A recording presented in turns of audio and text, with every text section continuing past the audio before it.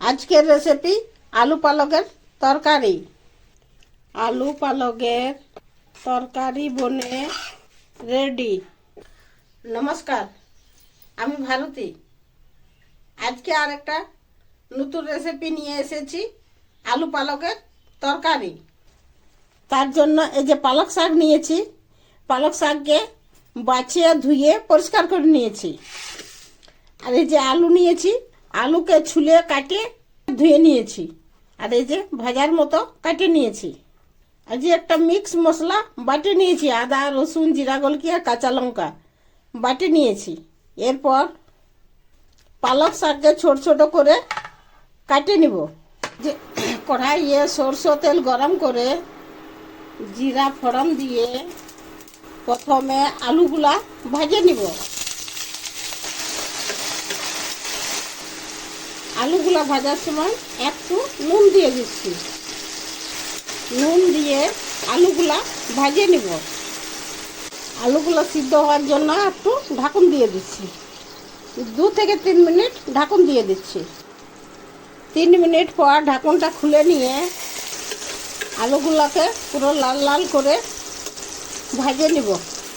আর আলুটা এই যে ভাজার সঙ্গে সঙ্গে সিদ্ধ হয়ে যাবে। আলু ভাজা হয়ে গেছে, তুলে নিব।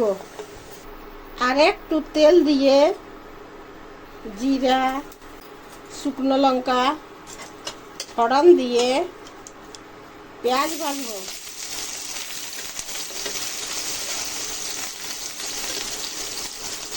পেঁয়াজ ভাজা হয়ে গেছে, এরপরে মিক্স বাটা মশলাটা দিয়ে আর একটু জল দিয়ে হলুদ কাশ্মীরি লঙ্কার গুঁড়ো ছোট চামচে হাফ চামচ দিয়ে আর মশলাটাকে ভাজিয়ে নিয়ে, মশলা ভাজা হয়ে গেছে, এই যে মশলার থেকে তেল ছাড়ে দিয়েছে। এরপরে এই যে পালক শাকটা কাটিয়ে ধুয়ে রাখা পালক শাকটা দিয়ে আর মশলার সঙ্গে পালক শাকটা ভাজবো।